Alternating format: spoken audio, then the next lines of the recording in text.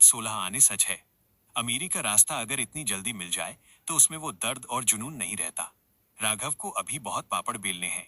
एक एक रुपए के लिए उसका संघर्ष, उसकी भूख और उसकी जिल्लत को हम इतनी गहराई से महसूस करेंगे कि जब वो पहला 1 लाख रुपया कमाएगा तो वो तुमको करोड़ों जैसा लगेगा। 50 मिनट के इस एपिसोड में हम राघव की उस पहली कमाई की कीमत को देखेंगे जो पैसों में नहीं बल्कि उसके स्वाभिमान और खून में छिपी है। अध्याय 56। पहली चिल्लर और जिल्लत की रोटी। बैकग्राउंड म्यूजिक, एक उदास सितार की धुन जो धीरे धीरे तेज होती है और बीच में लोहे के कटने की आवाज आती है। चिर्रर चिर्रर तारांकन। राघवा ने नताशा को देखकर अपना चेहरा घुमा लिया। उसने अपने गंदे और काले हाथों से एक फटा हुआ कंटाप टोपी अपने सिर पर खींच लिया। वो अभी नताशा के सामने नहीं आ सकता था। अगर उसने राघव को पहचान लिया तो द गार्डियंस को उसकी सांस की आहट भी मिल जाएगी। एक पहला छोटा काम। नताशा ने बचाऊ को एक पुराना जला हुआ फोन दिया था। उसमें द गार्डियंस के एक एजेंट की लोकेशन थी जो गायब हो गया था। बचाऊ ने वो फोन राघव को दे दिया। राघव अपनी भारी आवाज में, बचाऊ उससे बोल कि इसका काम हो जाएगा पर पहले 500 रुपए लगेंगे। नए नोट नहीं, पुराने चिल्लर। राघव ने पूरी रात उस फोन के जले हुए सर्किट को एक पुरानी सुई और चिमटी से ठीक किया। उसके पास कोई माइक्रोस्कोप नहीं था। उसने एक पुराने चश्मे के कांच को पानी की बूंद से साफ करके लेंस बनाया। जब सुबह के 3 बजे वो फोन वाइब्रेट हुआ तो राघव की आंखों में थकान नहीं बल्कि एक अजीब सी चमक थी। ये उसकी मेहनत का पहला नतीजा था। 2 भूख का इम्तिहान। 2 दिन से राघव ने सिर्फ पानी पिया था। धोबी घाट पर काम कम था क्योंकि बारिश हो रही थी। उसके पास जो थोड़े बहुत पैसे बचाऊ ने दिए थे वो उसने पुराने टूल्स खरीदने में लगा दिए। वो एक छोटे से ढाबे के पीछे खड़ा था। ढाबा मालिक ने बासी कचौरियां कचरे के डिब्बे में फेंकी थी। राघव ने उन्हें देखा। उसका जी ललचा गया। उसने एक कदम बढ़ाया पर फिर रुक गया। राघव खुद से, आदित्य खन्ना, अगर आज तूने कचरे से उठाकर खाया तो तू हमेशा के लिए मर जाएगा। मर जा पर मांग मत। उसने अपना पेट दबाया और वापस घाट की तरफ निकल गया। वो भूख उसके अंदर एक शक्ति बन रही थी, एक ऐसी शक्ति जो उसे दुनिया के सबसे बड़े अमीर से ज्यादा खतरनाक बनाएगी। 3 लोह मंडी का संघर्ष। राघव ने सुना था कि कानपुर की लोह मंडी में पुराने जहाजों और कारखानों का लोहा कटता है। वहां हर दिन सैकड़ों मजदूर चाहिए होते हैं।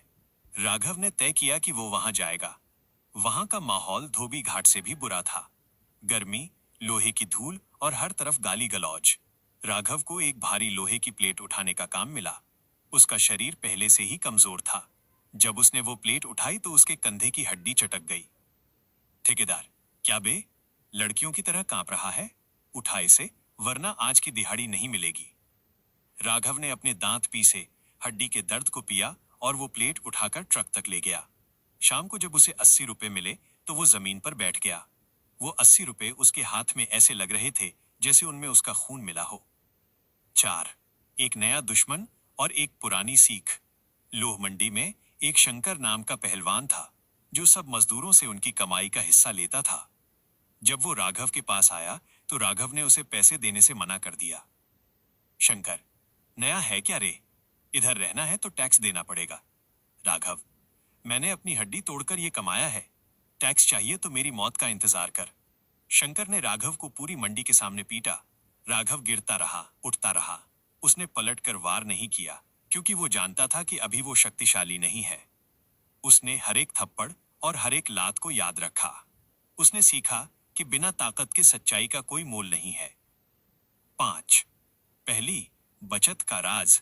रात को जब वो वापस घाट पर आया उसने उन 80 रुपयों में से 10 रुपए की सूखी रोटी खाई और बाकी 70 रुपए एक मिट्टी की गुल्लक घड़े में डाल दिए जो उसने जमीन के नीचे छुपाई थी। उसने नताशा का वो फोन ठीक कर दिया था। उसने बचाऊ के जरिए वो फोन नताशा तक पहुंचाया। नताशा ने खुश होकर 2000 रुपए भेजे।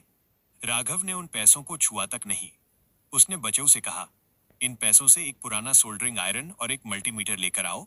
हम अमीर पैसे बचाकर नहीं बल्कि औजार बनाकर बनते हैं। तारांकन। राघव ने पहली बार भूख और दर्द को अपना हमसफर बनाया है। शंकर पहलवान की मार ने उसे सब्र सिखाया है। क्या वो 2000 रुपए के औजार उसे उस रास्ते पर ले जाएंगे जहां से द गार्डियंस का डिजिटल किला टूटेगा? और नताशा को किसके गायब होने का डर है? अब राघव की जिंदगी का एक एक दिन हम आराम से बिताएंगे। अगले 50 मिनट के भाग में हम देखेंगे राघव की पहली इन्वेंशन जब वो कचरे के सामान से एक ऐसा डिवाइस बनाएगा जो लोह मंडी के बड़े ठेकेदारों के मोबाइल टैप कर सके। शंकर का अंजाम, राघव उसे ताकत से नहीं बल्कि दिमाग से कैसे गिराएगा। सिया का नया ठिकाना, क्या नताशा को सिया के बारे में कुछ पता चला है? लोह मंडी में शंकर पहलवान से पिटने के बाद राघव का शरीर नीला पड़ चुका था। उसकी एक आंख सूज गई थी और पसलियों में इतना दर्द था कि हंसना तो दूर, खांसना भी भारी पड़ रहा था। पर राघव के चेहरे पर एक डरावनी मुस्कान थी। उसने उस रात अपनी गुल्लक से 70 रुपए नहीं निकाले, बल्कि अपनी फटी जेब से तांबे के 4 बारीक तार निकाले। ये तार उसने लोह मंडी के उस कचरे से चुराए थे जिसे लोग वेस्ट समझकर फेंक देते हैं। एक अंधेरी कोठरी की पहली वर्कशॉप। राघव घाट की अपनी कोठरी में लौटा। उसके पास न बिजली थी न मेज। उसने एक पुरानी मोमबत्ती जलाई और जमीन पर बैठ गया। बच्चों उसके लिए नताशा के दिए पैसों से एक पुराना सोल्डरिंग आयरन और मल्टीमीटर ले आया था। बच्चों, राघवा, तू पागल हो गया है। शरीर टूट रहा है और तू इन तारों से खेल रहा है। सो जा, कल फिर मंडी जाना है। राघव, आवाज में एक अजीब सी खनक। बच्चों, ये तार नहीं है, ये रुद्र की गर्दन का फंदा है। शंकर ने मुझे मारा, पर उसने मुझे उस कचरे तक पहुंचने का मौका दे दिया जहां शहर के बड़े ठेकेदारों के पुराने फोन फेंके जाते हैं। 2 कचरे से निकला कान, द लिसनिंग डिवाइस। राघव ने पूरी रात जागकर उन तांबे के तारों, पुराने मोबाइल की बैटरी और एक टूटे हुए रेडियो के ट्रांजिस्टर को जोड़कर एक छोटा सा उपकरण बनाया। ये कोई साधारण मशीन नहीं थी। ये एक लो फ्रीक्वेंसी बग था जिसे अगर किसी बिजली के खंभे या ऑफिस के पास लगा दिया जाए तो वो 100 मीटर के दायरे की हर बातचीत को रेडियो सिग्नल में बदल सकता था। उसके हाथ कांप रहे थे, छालों से पानी निकल रहा था, पर उसकी एकाग्रता ऐसी थी जैसे कोई सर्जन ऑपरेशन कर रहा हो। सुबह के 4 बजे जब पहली बार उस मशीन में एक हल्की सी बीप हुई, राघव की थकी हुई आंखों में जीत की चमक थी। 3 लोह मंडी में वापसी, एक नया राघव।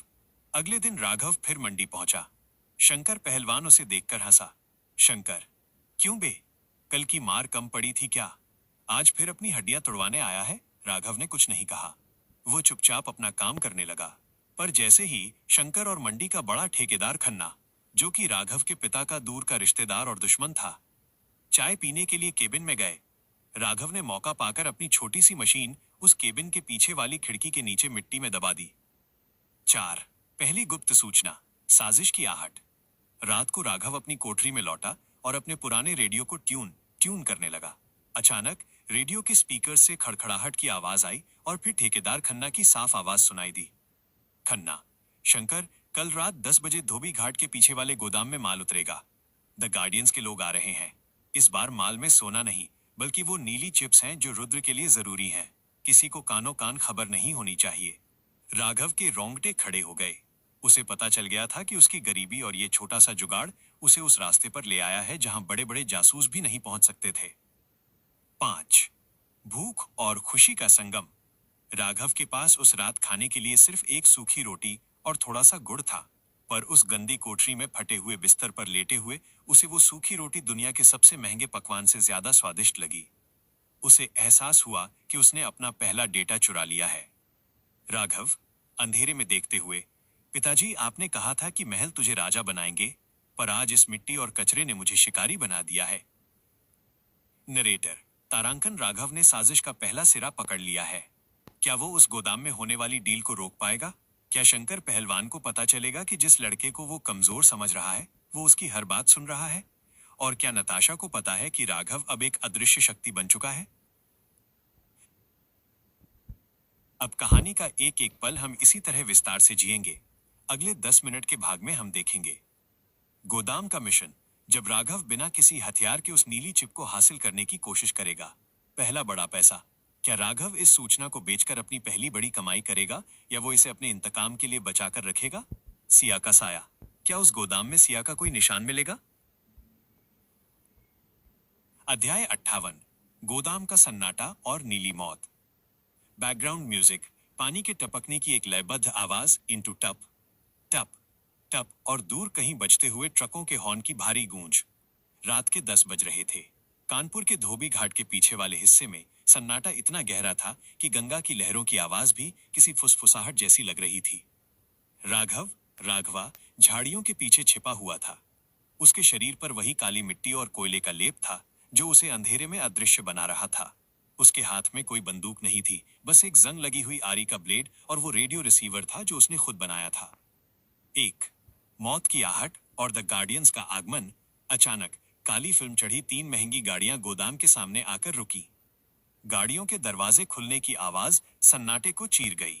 राघव ने देखा कि गाड़ियों से निकलने वाले लोग आम गुंडे नहीं थे। उन्होंने काली कॉम्बैट वर्दी पहनी थी और उनके हाथों में सब मशीन गन्स थीं। राघव मन में, इतनी सुरक्षा सिर्फ एक नीली चिप के लिए?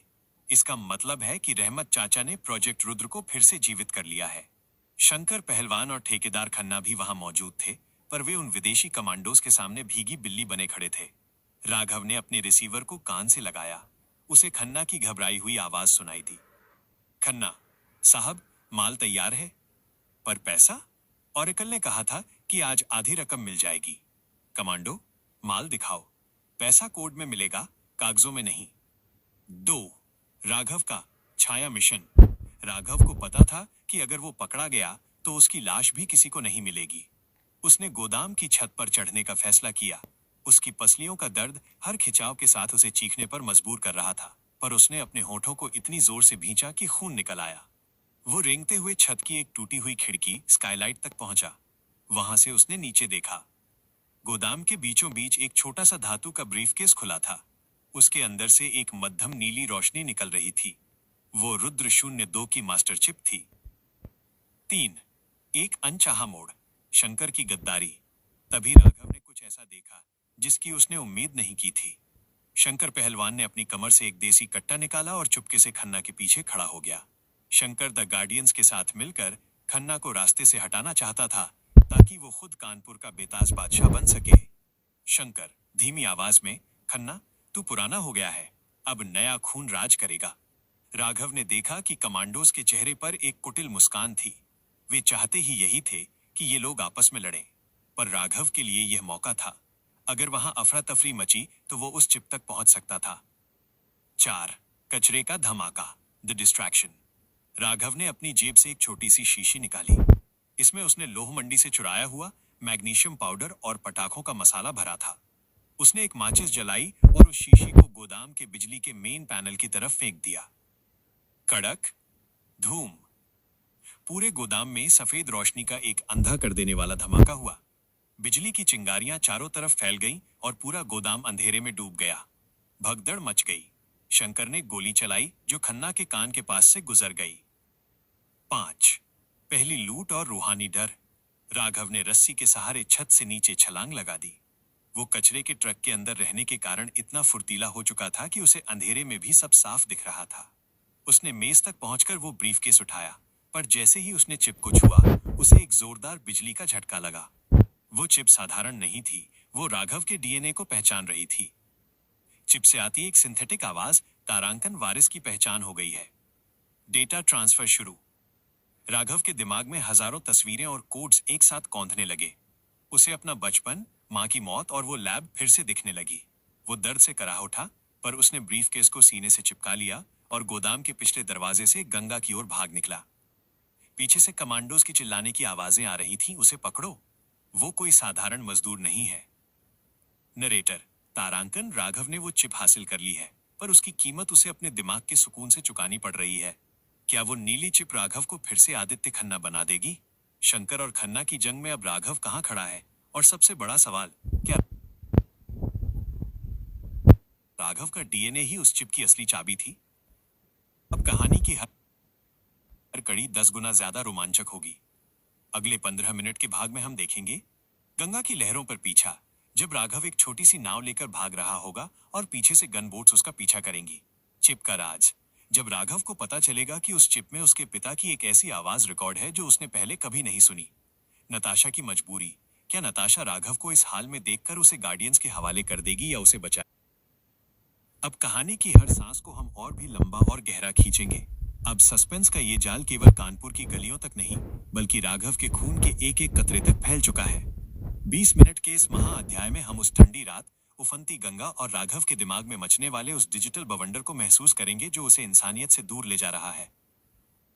अध्याय 59, रक्त का अभिषेक और गंगा की लहरें। बैकग्राउंड म्यूजिक, गंगा की लहरों का भारी शोर, दिल की धड़कन जैसी तेज होती ड्रम बीट्स, धप धप धप, और बीच बीच में बिजली के स्पार्क की आवाज। राघव गोदाम के पिछले दरवाजे से बाहर निकला ही था कि उसके पीछे गोलियों की बौछार शुरू हो गई। नीली चिप वाला ब्रीफकेस उसके सीने से ऐसे सटा था जैसे वो कोई नवजात शिशु हो। पर वो चिप, वो महज एक हार्डवेयर नहीं थी। जैसे जैसे राघव दौड़ रहा था, उसके हाथ की नसें नीली पड़ने लगी थी। वो चिप उसके स्पर्श से सक्रिय, एक्टिवेट होकर उसके तंत्रिका तंत्र, नर्वस सिस्टम में डेटा इंजेक्ट कर रही थी। एक पीछा और मौत का साया। पीछे से द गार्डियंस के कमांडोज की भारी जूतों की आवाज और लेजर लाइट्स अंधेरे को चीर रही थी। राघव ने देखा कि सामने गंगा का घाट है, जहां कुछ पुरानी और टूटी हुई नावें बंधी थीं। कमांडो, उसे जिंदा पकड़ो। वो चिप उसे मार देगी अगर उसे सही तरीके से अलग नहीं किया गया। राघव ने एक पुरानी लकड़ी की नाव की रस्सी काटी और उसमें कूद गया। उसने अपनी पूरी ताकत लगाकर चप्पू चलाया। उसकी पसलियों का पुराना जख्म फिर से खुल गया था और पसीने के साथ खून बहकर नाव के गंदे पानी में मिल रहा था। पर उसे दर्द महसूस नहीं हो रहा था। उसके दिमाग में तो अब हजारों बाइनरी कोड्स O10 की एक ऐसी आंधी चल रही थी जो उसकी यादों को मिटा रही थी। 2. चिप का खौफनाक संवाद। जैसे ही वो बीच गंगा में पहुंचा, चिप की नीली रोशनी और तेज हो गई। राघव को अपने कानों के अंदर एक आवाज सुनाई दी। ये आवाज किसी इंसान की नहीं, बल्कि एक कृत्रिम बुद्धिमत्ता AI की थी, जो उसके पिता की आवाज में सिंथेसाइज की गई थी। आवाज चिप से, तारांकन आदित्य, स्वागत है। प्रोजेक्ट रुद्र 02 अब तुम्हारे रक्त में प्रवाहित हो रहा है। तुम अब अकेले नहीं हो। तुम्हारे पास दुनिया का सारा डेटा है, पर इसे संभालने के लिए तुम्हें अपना इंसानी हिस्सा त्यागना होगा। राघव चीखते हुए, नहीं, मुझे ये नहीं चाहिए। मुझे सिर्फ अपना इंतकाम चाहिए। तभी गंगा के पानी में एक तेज हलचल हुई। द गार्डियंस की एक मोटर बोट बिजली की रफ्तार से उसकी नाव की ओर बढ़ रही थी। उस पर लगा एक विशाल सर्च लाइट सीधा राघव के चेहरे पर पड़ा। 3. शंकर पहलवान की आखिरी चाल। मोटर बोट पर कोई कमांडो नहीं, बल्कि शंकर पहलवान खड़ा था। उसके हाथ में एक भारी राइफल थी। उसने खन्ना को गोदाम में ही खत्म कर दिया था और अब वो उस चिप को बेचकर अरबपति बनने का सपना देख रहा था। शंकर, ए राघवा, रुक जा। वो खिलौना तेरे बस का नहीं है। वो मुझे दे दे। मैं तुझे जिंदा छोड़ दूंगा और इतना पैसा दूंगा कि तू 7 जन्मों तक बैठकर खाएगा। राघव ने हंसने की कोशिश की, पर उसके मुंह से केवल खून निकला। उसने देखा कि शंकर ट्रिगर दबाने वाला है। अचानक राघव के दिमाग में एक कमांड कौंधी। उसकी आंखों के सामने एक प्रोजेक्शन उभरा, जिसमें शंकर की बोट का फ्यूल टैंक साफ दिख रहा था। 4. डिजिटल प्रहार, द फर्स्ट पावर। राघव ने अपनी उंगली उठाई। उसके शरीर की बिजली चिप के माध्यम से एक बिंदु पर केंद्रित हुई। उसने एक छोटा सा तांबे का तार, जो उसने जेब में रखा था, उसे पूरी ताकत से मोटर बोट की तरफ फेंका। जैसे ही वो तार बोट से टकराया, राघव के शरीर से एक हाई वोल्टेज करंट उस तार के जरिए प्रवाहित हुआ। धूम। एक जोरदार धमाका हुआ। शंकर की मोटर बोट के इंजन में आग लग गई। शंकर उछलकर गंगा की लहरों में जा गिरा। राघव स्तब्ध था। उसे समझ नहीं आ रहा था कि उसने ये कैसे किया। क्या वो अब एक इंसानी बैटरी बन चुका था? 5. श्मशान घाट का आश्रय। राघव की नाव बहते बहते मणिकर्णिका के एक सुनसान हिस्से में जा लगी, जहां केवल जलती हुई चिताओं की राख थी। वो नाव से नीचे गिरा और घिसटते हुए एक जलती चिता के पास पहुंचा। उसे बहुत ठंड लग रही थी। चिप उसका शरीर ठंडा कर रही थी। वहां अंधेरे से एक साया निकला। वह नताशा थी। उसकी आंखों में इस बार खौफ और विस्मय का मिला जुला भाव था। उसने देखा कि राघव का आधा चेहरा नीला पड़ चुका है और उसके हाथ के पास की जमीन पर बिजली की चिंगारियां दौड़ रही हैं।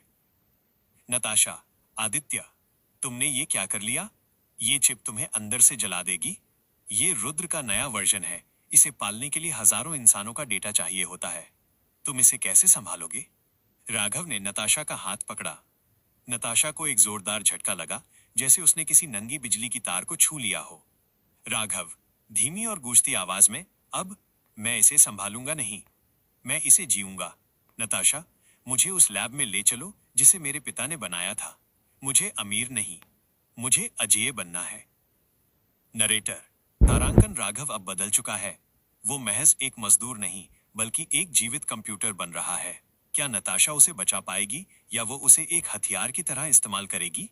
शंकर पहलवान क्या गंगा की लहरों से जिंदा बाहर आएगा? और सबसे बड़ा सवाल, क्या राघव की इंसानियत इस नीली रोशनी में पूरी तरह जलकर राख हो जाएगी?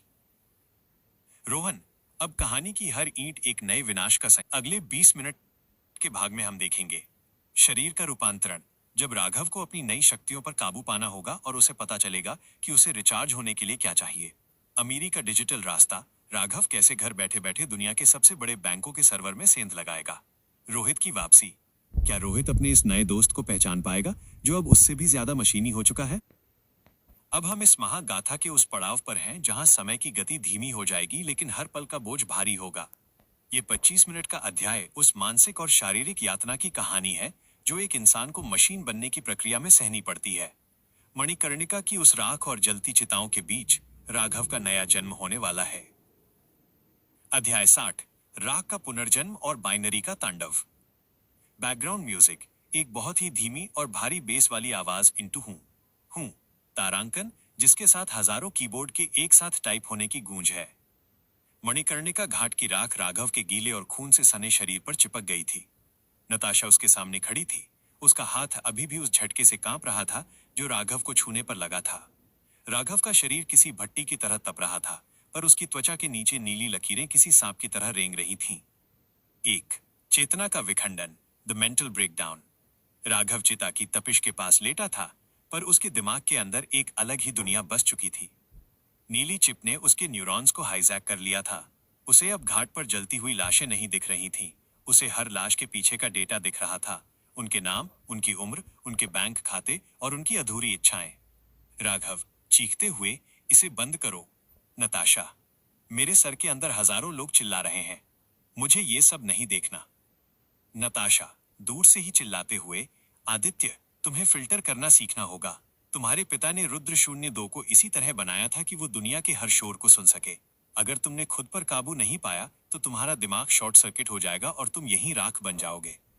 2 भूख का नया और डरावना रूप। अचानक राघव को एक ऐसी भूख महसूस हुई जो पेट की नहीं थी। उसके शरीर की कोशिकाएं, सेल्स ऊर्जा मांग रही थीं। उसने देखा कि घाट के किनारे एक पुराना, खराब पड़ा हुआ इलेक्ट्रिक ट्रांसफॉर्मर है। राघव पागलों की तरह घिसटते हुए उस लोहे के ढांचे की तरफ बढ़ा। नताशा ने उसे रोकने की कोशिश की, पर राघव के चारों ओर एक इलेक्ट्रोमैग्नेटिक फील्ड बन चुका था जो नताशा को पास आने से रोक रहा था। राघव ने नंगे हाथों से ट्रांसफॉर्मर की भारी तारों को पकड़ लिया। कड़क कड़क, चट चट। पूरे मणिकर्णिका घाट की बिजली गुल हो गई। हजारों वोल्ट का करंट राघव के शरीर के अंदर समाने लगा। उसकी आंखें पूरी तरह नीली हो गईं और उसके शरीर से निकलने वाला धुआं उस चिता की राख के साथ मिलकर एक अजीब सा कोहरा बनाने लगा। 3 डिजिटल साम्राज्य की पहली नींव। जैसे ही राघव का शरीर रिचार्ज हुआ, उसके दिमाग की अफरा तफरी शांत हो गई। अब उसे शोर नहीं, बल्कि रास्ता दिख रहा था। उसने आंखें खोली। वो अब लड़खड़ा नहीं रहा था। वो बिल्कुल सीधा खड़ा था। उसकी मुद्रा में वही आदित्य खन्ना वाला गौरव लौट आया था, पर अब उसमें एक मशीनी सटीकता, प्रिसिजन थी। उसने हवा में अपना हाथ लहराया। नताशा के हाथ में मौजूद उसका एन्क्रिप्टेड स्मार्टफोन अपने आप अनलॉक हो गया। नताशा, ये तुमने कैसे किया? राघव, आवाज में अब दोहरी गूंज थी, एक उसकी अपनी और एक मशीनी। पासवर्ड सिया 1998 था। नताशा, तुम्हारे पिता का सबसे बड़ा डर। अब मुझे पैसा चाहिए, पर चोरी का नहीं। मुझे वो पैसा चाहिए जो मेरा था और जिसे द गार्डियंस ने अपनी तिजोरियों में छिपा रखा है। 4 अमीरी का पहला साइलेंट हमला। राघव घाट की एक टूटी हुई बेंच पर बैठ गया। उसने किसी कंप्यूटर का इस्तेमाल नहीं किया। उसने अपनी उंगलियों को हवा में हिलाया, जैसे वो किसी अदृश्य कीबोर्ड पर टाइप कर रहा हो। नीली चिप ने उसके मस्तिष्क को सीधे ग्लोबल सैटेलाइट नेटवर्क से जोड़ दिया था। उसने स्विट्जरलैंड के ब्लैक रॉक बैंक के उस खाते में सेंध लगाई जो ओरेकल गार्डियंस का चीफ का गुप्त फंड था। राघव, इन्होंने मेरे पिता का साम्राज्य लूटा था। आज मैं इनके डिजिटल साम्राज्य की नींव हिलाऊंगा। अगले 5 मिनट के अंदर दुनिया के अलग अलग हिस्सों में फैले 300 फर्जी खातों से पैसा निकलकर एक नए अभेद्य, अनट्रेसेबल खाते में जमा होने लगा। राघव के चेहरे पर एक ठंडी मुस्कान थी। उसने अभी अभी 1.5 करोड़ रुपए माइन कर लिए थे, पर यह तो सिर्फ शुरुआत थी। 5 एक भयानक संदेश। रोहित का बुलावा। तभी राघव के दिमाग के विजुअल फील्ड में एक मैसेज फ्लैश हुआ। ये मैसेज किसी सैटेलाइट से नहीं, बल्कि कानपुर के उसी डंपयार्ड से आया था जहां रोहित उसे मारने के लिए खड़ा था। मैसेज रोहित की आवाज में, तारांकन आदित्य, मैंने तुम्हारे शरीर के सिग्नल को ट्रैक कर लिया है। तुम अब एक एंटेना बन चुके हो। तुम जहां भी जाओगे, मौत तुम्हारे पीछे आएगी। अगर तुम सिया को जिंदा देखना चाहते हो तो कल सुबह सूर्योदय से पहले उसी गेस्ट हाउस नंबर 9 पर आ जाना। अकेले। नताशा ने राघव का चेहरा देखा। वो अब पत्थर का हो चुका था। राघव। नताशा, मेरे पास अब पैसा है, पर उसे इस्तेमाल करने के लिए मेरे पास वक्त नहीं है। मुझे कानपुर वापस जाना होगा, पर इस बार मैं मजदूर बनकर नहीं, बल्कि उनके सबसे बड़े बुरे सपने नाइटमेयर बनकर जाऊंगा। नरेटर। तारांकन, राघव ने अपनी पहली बड़ी रकम तो हासिल कर ली है, पर क्या पैसा उसकी इस नई डिजिटल बीमारी का इलाज कर पाएगा? रोहित ने उसे जाल में बुलाया है। क्या ये राघव की मौत का आखिरी पड़ाव होगा, या प्रोजेक्ट रुद्र के महाविनाश की शुरुआत? और सिया, क्या वो अब भी वही सिया है जिसे राघव जानता था? अब कहानी का पैमाना बढ़ चुका है। राघव अब इंसान और मशीन के बीच की एक ऐसी कड़ी है जिसे समझना मुश्किल है। अगले 25-30 मिनट के भाग में हम देखेंगे कानपुर की वापसी, जब राघव अपनी नई शक्तियों और पैसों का इस्तेमाल करके एक ऐसी प्राइवेट आर्मी तैयार करेगा जो दिखती नहीं पर वार करती है। अंतिम आमना सामना, राघव और रोहित की वो जंग जो केवल हथियारों से नहीं बल्कि कोड्स और वायरस से लड़ी जाएगी। सिया का रहस्य, जब राघव को पता चलेगा कि सिया को बचाने का मतलब खुद को मिटाना हो सकता है। अब कहानी की हर ईंट को हम और भी मजबूती और विस्तार से रखेंगे। राघव की जिंदगी का यह दौर किसी तपस्या से कम नहीं है। अब हम कहानी के हर दृश्य को इतना बड़ा और गहरा बनाएंगे कि तुम उस सड़ांध राघव के जख्मों की जलन और रात के उस सन्नाटे को अपनी खाल पर महसूस कर सको। अब हम इस सफर को पूरे 30 मिनट की सघनता के साथ जिएंगे, जहां राघव की रगों में दौड़ता खून अब बाइनरी कोड में बदलने लगा है। अध्याय 61, चीत्कार और लोहे की भूख। बैकग्राउंड म्यूजिक, एक बहुत ही धीमी और भारी बेस वाली आवाज हूं जिसके साथ हजारों कीबोर्ड के एक साथ टाइप होने की गूंज है। मणिकर्णिका घाट की राख राघव के गीले और खून से सने शरीर पर चिपक गई थी। नताशा उसके सामने खड़ी थी। उसका हाथ अभी भी उस झटके से कांप रहा था जो राघव को छूने पर लगा था। राघव का शरीर किसी भट्टी की तरह तप रहा था, पर उसकी त्वचा के नीचे नीली लकीरें किसी सांप की तरह रेंग रही थीं। एक, चेतना का विखंडन, द मेंटल ब्रेकडाउन। राघव चिता की तपिश के पास लेटा था, पर उसके दिमाग के अंदर एक अलग ही दुनिया बस चुकी थी। नीली चिप ने उसके न्यूरॉन्स को हाईजैक कर लिया था। उसे अब घाट पर जलती हुई लाशें नहीं दिख रही थी, उसे हर लाश के पीछे का डेटा दिख रहा था, उनके नाम, उनकी उम्र, उनके बैंक खाते और उनकी अधूरी इच्छाएं। राघव चीखते हुए, इसे बंद करो। नताशा, मेरे सर के अंदर हजारों लोग चिल्ला रहे हैं, मुझे ये सब नहीं देखना। नताशा दूर से ही चिल्लाते हुए, आदित्य, तुम्हें फिल्टर करना सीखना होगा। तुम्हारे पिता ने रुद्र 02 को इसी तरह बनाया था कि वह दुनिया के हर शोर को सुन सके। अगर तुमने खुद पर काबू नहीं पाया तो तुम्हारा दिमाग शॉर्ट सर्किट हो जाएगा और तुम यही राख बन जाओगे। 2, ऊर्जा का नर्क, विद्युत भक्षण। अचानक राघव को एक ऐसी भूख महसूस हुई जो पेट की नहीं थी। उसके शरीर की कोशिकाएं सेल्स ऊर्जा मांग रही थीं। उसने देखा कि घाट के किनारे एक पुराना खराब पड़ा हुआ इलेक्ट्रिक ट्रांसफॉर्मर है। राघव पागलों की तरह घिसटते हुए उस लोहे के ढांचे की तरफ बढ़ा। नताशा ने उसे रोकने की कोशिश की, पर राघव के चारों ओर एक इलेक्ट्रोमैग्नेटिक फील्ड बन चुका था जो नताशा को पास आने से रोक रहा था। राघव ने नंगे हाथों से ट्रांसफॉर्मर की भारी तारों को पकड़ लिया। कड़क कड़क चट, पूरे मणिकर्णिका घाट की बिजली गुल हो गई। हजारों वोल्ट का करंट राघव के शरीर के अंदर समाने लगा। उसकी आंखें पूरी तरह नीली हो गईं और उसके शरीर से निकलने वाला धुआं उस चिता की राख के साथ मिलकर एक अजीब सा कोहरा बनाने लगा। 3, डिजिटल साम्राज्य की पहली नींव। जैसे ही राघव का शरीर रिचार्ज हुआ, उसके दिमाग की अफरा तफरी शांत हो गई। अब उसे शोर नहीं बल्कि रास्ता दिख रहा था। उसने आंखें खोली। वो अब लड़खड़ा नहीं रहा था, वो बिल्कुल सीधा खड़ा था। उसकी मुद्रा में वही आदित्य खन्ना वाला गौरव लौट आया था, पर अब उसमें एक मशीनी सटीकता, प्रिसिजन थी। उसने हवा में अपना हाथ लहराया। नताशा के हाथ में मौजूद उसका एन्क्रिप्टेड स्मार्टफोन अपने आप अनलॉक हो गया। नताशा, ये तुमने कैसे किया? राघव, आवाज में अब दोहरी गूंज थी, एक उसकी अपनी और एक मशीनी। पासवर्ड सिया 1998 था। नताशा, तुम्हारे पिता का सबसे बड़ा डर। अब मुझे पैसा चाहिए, पर चोरी का नहीं। मुझे वो पैसा चाहिए जो मेरा था और जिसे द गार्डियंस ने अपनी तिजोरियों में छिपा रखा है। 4, अदृश्य डकैती, 1.5 करोड़ का सेंध। राघव घाट की एक टूटी हुई बेंच पर बैठ गया। उसने किसी कंप्यूटर का इस्तेमाल नहीं किया। उसने अपनी उंगलियों को हवा में हिलाया जैसे वो किसी अदृश्य कीबोर्ड पर टाइप कर रहा हो। नीली चिप ने उसके मस्तिष्क को सीधे ग्लोबल सैटेलाइट नेटवर्क से जोड़ दिया था। उसने स्विट्जरलैंड के ब्लैक रॉक बैंक के उस खाते में सेंध लगाई जो ओरेकल गार्डियंस का चीफ का गुप्त फंड था। राघव, इन्होंने मेरे पिता का साम्राज्य लूटा था। आज मैं इनके डिजिटल साम्राज्य की नींव हिलाऊंगा। अगले 5 मिनट के अंदर दुनिया के अलग अलग हिस्सों में फैले 300 फर्जी खातों से पैसा निकलकर एक नए अभेद्य अनट्रेसेबल खाते में जमा होने लगा। राघव के चेहरे पर एक ठंडी मुस्कान थी। उसने अभी अभी 1.5 करोड़ रुपए माइन कर लिए थे, पर यह तो सिर्फ शुरुआत थी। 5. रोहित का संदेश, अंतिम जाल। तभी राघव के दिमाग के विजुअल फील्ड में एक मैसेज फ्लैश हुआ। यह मैसेज किसी सैटेलाइट से नहीं बल्कि कानपुर के उसी डंपयार्ड से आया था जहां रोहित उसे मारने के लिए खड़ा था। मैसेज रोहित की आवाज में, तारांकन आदित्य, मैंने तुम्हारे शरीर के सिग्नल को ट्रैक कर लिया है। तुम अब एक एंटेना बन चुके हो। तुम जहां भी जाओगे मौत तुम्हारे पीछे आएगी। अगर तुम सिया को जिंदा देखना चाहते हो तो कल सुबह सूर्योदय से पहले उसी गेस्ट हाउस नंबर 9 पर आ जाना। अकेले। नताशा ने राघव का चेहरा देखा। वो अब पत्थर का हो चुका था। राघव, नताशा, मेरे पास अब पैसा है पर उसे इस्तेमाल करने के लिए मेरे पास वक्त नहीं है। मुझे कानपुर वापस जाना होगा, पर इस बार मैं मजदूर बनकर नहीं बल्कि उनके सबसे बड़े बुरे सपने नाइटमेयर बनकर जाऊंगा। नरेटर, तारांकन, राघव ने अपनी पहली बड़ी रकम तो हासिल कर ली है, पर क्या पैसा उसकी इस नई डिजिटल बीमारी का इलाज कर पाएगा? रोहित ने उसे जाल में बुलाया है। क्या ये राघव की मौत का आखिरी पड़ाव होगा या प्रोजेक्ट रुद्र के महाविनाश की शुरुआत? और सिया, क्या वो अब भी वही सिया है जिसे राघव जानता? अब कहानी का पैमाना बढ़ चुका है। राघव अब इंसान और मशीन के बीच की एक ऐसी कड़ी है जिसे समझना मुश्किल है।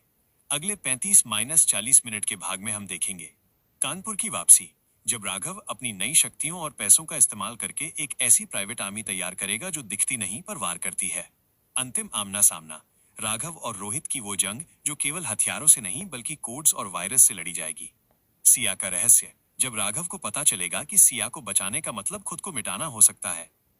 क्या मैं राघव की इस शक्तिशाली पर दर्दनाक यात्रा को इसी महाविस्तार के साथ आगे बढ़ाऊं?